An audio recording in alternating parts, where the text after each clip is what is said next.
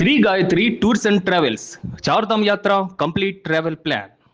చైనాలో Donald Trump పర్యటన ముగిసింది. చైనా గిఫ్టులను ట్రంప్ టీం చెత్తబుట్టలో పారేసింది. గిఫ్టులలో సీక్రెట్ డివైజెస్ ఉన్నాయేమోననేటువంటి భయంతోనే చెత్తబుట్టలో పారేసినట్లుగా తెలుస్తోంది. కానుకలు పడేశాకే ఎయిర్ ఫోర్స్ 1 విమానం ఎక్కారు ట్రంప్. ఇక ట్రాకింగ్ డివైజ్ల అనుమానంతో ఖాళీ చేతులతో వాపసు వెళుతున్నారు ట్రంప్. ఇక చైనాలో పర్సనల్ ఫోన్లు వాడేందుకు కూడా ట్రంప్ ఎలాన్ మస్క్ వెనకాడినట్లుగా తెలుస్తోంది. హ్యాకింగ్ భయంతో కేవలం బర్నర్ ఫోన్లకే పరిమితమయ్యారు. సొంత మొబైల్స్ ను విమానంలోనే అమెరికా ప్రతినిధులు దాచుకున్నారు. చైనా టెక్నాలజీపై నమ్మకం లేక కఠిన నిర్ణయం తీసుకున్నట్లుగా తెలుస్తోంది. 3 రోజుల పర్యటనలో అడుగడుగున డిజిటల్ భద్రత వెలుగు చూసింది. గూఢచర్యం భయంతో చైనా ఆతిథ్యాన్ని అమెరికా అనుమానించింది. దీనికి సంబంధించి మరిన్ని అప్డేట్స్ మా కరెస్పాండెంట్ మల్లికార్జున్ అందిస్తారు. మల్లికార్జున్, అడుగడుగున అనుమానమే వెలుగు చూసింది ట్రంప్ టీం అనేటువంటి మాట.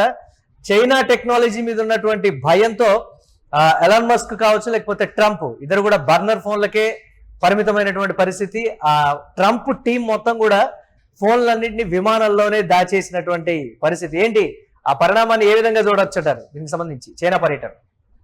మురళి, చైనా పర్యటన 3 రోజులైతే మా అమెరికా అధ్యక్షుడు డొనాల్డ్ ట్రంప్ 3 రోజుల పర్యటన ముగిసిందనే మనం చెప్పుకోవాలి. పూర్తి స్థాయిలో చైనా ఇచ్చినటువంటి ఆ గిఫ్టులను పూర్తి స్థాయిలో చెత్తబుట్టలో పారేసిన తర్వాత కూడా ట్రంప్ ఏదైతే ఎయిర్ ఫోర్స్ 1 విమానం ఎక్కినటువంటి సందర్భాన్ని మనం చూస్తుంటే అనేక అనుమానాల నడుమున కూడా ఈయన పర్యటన కొనసాగిందని చెప్పవచ్చు. ఇప్పటికే మనం చూసుకుంటే పశ్చిమాసియాల యుద్ధం నేపథ్యంలో కూడా ఇది ఇక చైనా పర్యటన మాత్రం చాలా ఉత్కంఠగా, చాలా భయంతో కొనసాగినట్టుగా మనం చూడాలి. ముఖ్యంగా ట్రాకింగ్ డివైజుల పైన అనుమానం ఉంది.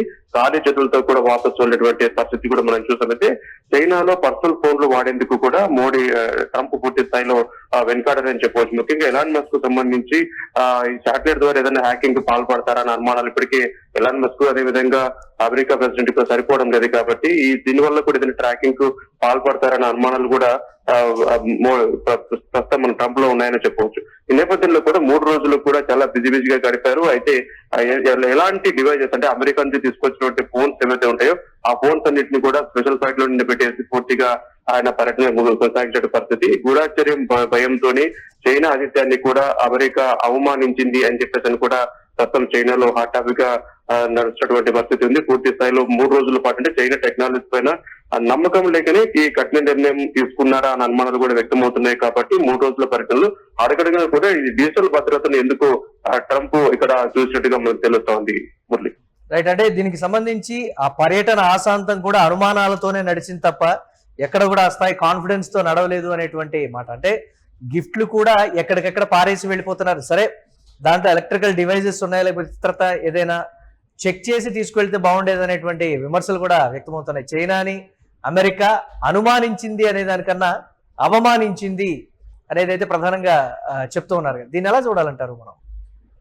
మురళి, అంటే ఎన్నో దేశాల మధ్య ఉన్నటువంటి సంబంధాలు, వ్యాపార సంబంధాలు కావచ్చు, వాణిజ్య సంబంధాలు కావచ్చు, తదితర అంశాలు మాట్లాడడానికి కూడా 2 దేశాలకు సంబంధించినటువంటి ప్రధానమంత్రులు కావచ్చు, అధ్యక్షులు భేటీ అవుతుంటారు. అయితే అనేకమైనటువంటి ఒప్పందాలు కూడా జరుగుతూ ఉంటాయి. ఈ క్రమంలో కూడా ఈ పశ్చిమాసియా యుద్ధం నేపథ్యము తర్వాత జరుగుతున్నటువంటి పరిణామాలు అందరికీ కూడా ట్రంప్ కొరకరాని పొయ్యిగా మారాడనే చెప్పవచ్చు.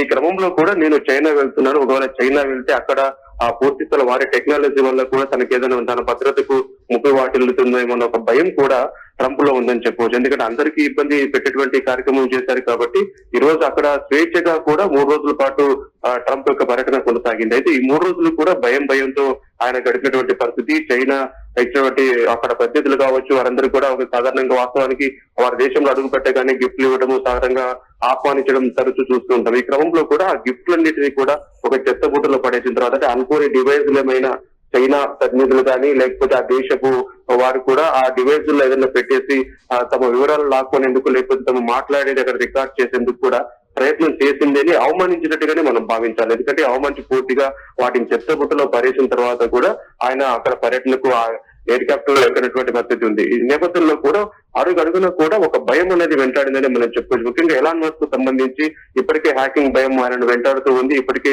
పలు విధాలుగా కూడా అమెరికాలో ఇద్దరికి సరిపోవడం లేదని చెప్పవచ్చు. ఈ క్రమంలో కూడా ఆయన ఎందుకో ఒక భయం వాతావరణంలో ఇప్పుడు 3 రోజుల పర్యటన కొనసాగిందని చెప్పవచ్చు. ఎందుకంటే గూఢచార్యం భయంతోనే చైనా ఆతిథ్యాన్ని కూడా మనం పూర్తి స్థాయిలో అవమానించారని చెప్పుకోవచ్చు. ఎందుకంటే అనేక ఒప్పందాల కోసం కూడా 2 దేశాల మధ్య ఇట్లా చర్చలు జరుగుతూ ఉంటాయి కాబట్టి ఈ నేపథ్యంలో ఇప్పుడు జరుగుతున్నటువంటి బయటకు వస్తున్నటువంటి ఈ అంశాలు మనం చూస్తే కనుక ట్రంప్ ఎక్కడికి కూడా స్వేచ్ఛగా వెళ్ళలేకపోతున్నాడు. ఏ దేశం వెళ్ళినప్పటికీ కూడా ఒక భయం అనేది వెంటాడుతుంది. నేనే కింగ్ మేకర్ అని చెప్పేసి కూడా కొన్ని నిర్ణయాలు కూడా ఇప్పుడు మనకు చైనాతో కూడా అనేక సందర్భాలు కూడా విభేదాలు ఉన్నాయి. పూర్తిగా ఈ సుంకాలు పెంచడం కావచ్చు, తర్వాత వివిధ అంశాల పట్ల కూడా రెండు దేశాల మధ్య కావచ్చు చాలా విభేదాలు ఉన్నాయని చెప్పుకోవచ్చు. ఈ విభేదాల నడుమ ఇప్పుడు పశ్చిమాసియాల యుద్ధం నేపథ్యంలో ఒకసారిగా ట్రంప్ యొక్క పర్యటన మాత్రం చాలా శాంతియుత వాతావరణం జరగలేదు. అంటే ఒక భయంతో కూడా పూర్తిగా ఆయన అక్కడ స్వేచ్ఛగా తిరిగినటువంటి పరిస్థితి లేదు. స్వేచ్ఛగా ఏ అంశాలపైన ఆయన చర్చించినట్లుగా మనకు తెలుస్తలేదు. ఒక భయంతోనే పూర్తిగా 3 రోజుల పాటు ట్రంప్ చైనా పర్యటన ముగిసిందనే చెప్పవచ్చు. Right, thanks for updates Mallikarjun. ఇక చైనాలో డొనాల్డ్ ట్రంప్ పర్యటన ముగిసింది. చైనా గిఫ్టులను చెత్తబుట్టలో పారేసింది ట్రంప్ టీం. గిఫ్టుల్లో సీక్రెట్ డివైజెస్ ఉన్నాయనేటువంటి భయంతోనే చెత్తబుట్టలో పారేసినట్లుగా తెలుస్తోంది. కానుకలు పడేసిన తర్వాతే ఎయిర్ ఫోర్స్ 1 విమానం ఎక్కారు ట్రంప్. ట్రాకింగ్ డివైజ్ల అనుమానంతో ఖాళీ చేతులతో ఆయన తిరిగి వెళ్ళిపోయారు. చైనాలో పర్సనల్ ఫోన్లు వాడేందుకు కూడా ట్రంప్, ఎలాన్ మస్క్ వెనకాడినట్లుగా తెలుస్తోంది.